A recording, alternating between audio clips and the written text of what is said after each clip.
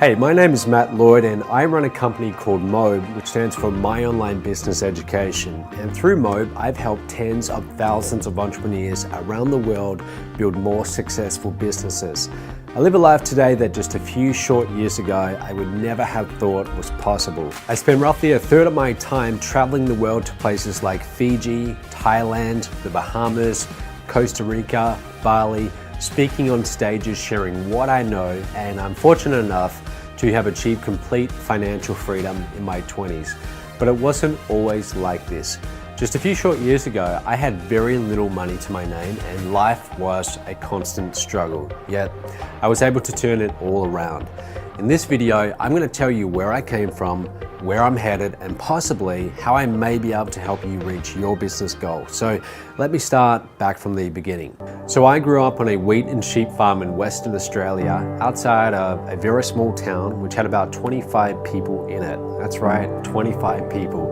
The neighbors literally know each other's names of their pets. I was the youngest of 4 kids, and while I didn't exactly have a deprived childhood, I certainly knew that we weren't wealthy. So as business owners, my parents worked very hard on the farm. In fact, to this very day, they still do. And I saw firsthand the blood, sweat, and tears they put into the business, but it always just seemed to be a struggle, which is pretty much typical for most farmers. So from an early age, I was always thinking of ways that I could earn a few extra dollars. I was determined that when I grew up, I wasn't going to live a life of financial struggle. I had some pretty strange businesses as a kid. One of my first was selling kangaroo furs. Another, I was breeding marron in the dams on our farm. And another, my brother and I, we were selling potatoes on the side of the road to the traffic that would drive by. So none of these businesses were that successful, but I still loved doing it. I still loved coming up with ways of making money. I guess you could call me a bit of a dreamer. Anyway, my parents always encouraged me to do well financially, and as a result, I saved every penny I earned. Instead of spending the lunch money my mother would give me on our long drives to the city, I'd ask for the money instead. Instead of taking a motorbike as a gift on my 10th birthday, like my 2 older brothers had, I asked if I could get that money invested in a mining company on the stock market. So from a very young age, I knew I loved business and I was passionate about wealth creation. Now, after finishing high school, I took some time off and I went backpacking around Canada for almost a year, just trying to decide what I wanted to do with the rest of my life. I knew I wanted to be in business, so when I got back to Australia, I went on to study accounting and finance at university. I spent 4 years there at supposedly one of the top business schools in Australia, trying to learn business from professors who spoke more about theory, with most of them never having operated their own real business. I felt like I was just wasting my time, so with 1 year left before graduating, I reached a fork in the road, a very important decision and turning point in my life. One road would have led to a job in corporate finance where I would work 12-hour days for someone else for maybe the next 40 years. And the other road would lead to the exciting world of entrepreneurship where anything was possible, and I would follow those childhood dreams of building my own business. It became pretty clear to me that there was no choice. So I dropped out of university, and the first real business I decided to get involved in was also one I knew absolutely nothing about, and that was online marketing. A couple months later, I had invested $40,000 on my life savings, virtually every penny I had. I had everything on the line, but I was convinced that I would soon be making my fortune. Well, I spent the next 9 months continuing to invest time and money into this business and not seeing a single dollar come back. Literally, I did not make a single dollar. And it wasn't for lack of trying either. I mean, I was putting in 14-hour days, 7 days a week, trying everything I could. Friends and family didn't exactly support me either. They kept telling me, Matt, you should quit, you should get a job, and that I was wasting my time trying to start my own business. Now, the reason why I was struggling was because I had none of the essential business skills that I needed. I didn't know how to market, I didn't know how to sell, I didn't know how to hire staff, how to build teams, so I really had no idea what I was doing. So I made a point to start seeking out the right business training from the best business minds I could find. I brought books, tapes, CDs, I went to seminars, anything that I could do to get around with entrepreneurs who knew what they were doing and they were in the position that I aspired to. And finally, I got my first sale. It was a $2,000 sale. My commission on that was $1,000 and I was ecstatic. I literally ran around the house screaming with joy. It was one of the best moments in my life. Now, at the time, I was renting with my sister. I was on the brink of poverty. I was just about out of money. So I was very happy, and she looked at me and she said, "What are you so excited about? You've been doing this for 9 months and that's all you've got to show for it." But I didn't see it like that, because I knew that if I could do it once, I could do it again and again. All I had to do was repeat the same steps that generated that commission, and I could replicate that. So that was a real turning point for me, but success still was a long way off. In late 2011, that's when things really started to change for me. By then, I'd been learning the business through both trial and error and investing heavily in my own business education. And after applying these skills, I was getting results. It started off small, a few $1,000s a month, but then I gained some momentum and I had my first $15,000 month. 2 months later, we were at $45,000 a month, and then the very next month, I still remember the dates clearly, it was January 2012, I grossed $81,000, and it kept on growing from there. Now, for a 24-year-old at the time, I mean, that was just a dream come true. From there, the business just really took off.